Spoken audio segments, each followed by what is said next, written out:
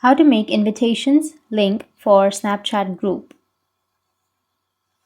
So if you want to make invitations link for Snapchat group, then what you need to do is first you need to open up your Snapchat application.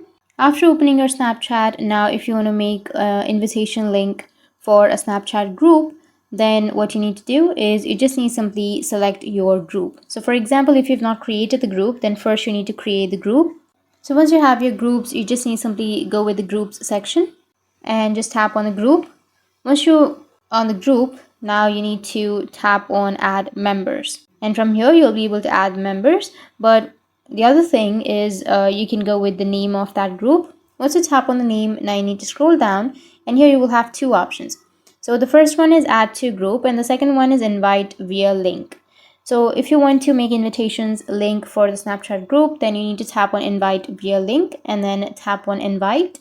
And here you will have copy option, which is on the bottom left. Tap on copy and the invitation link has been copied. Now you can go with the chat or the individual chat and send the, once you tap on the chat, now you need to just paste the link and then send. That's how you can make an invitation link for Snapchat group. And if you have any questions, feel free to comment below. Thanks for watching.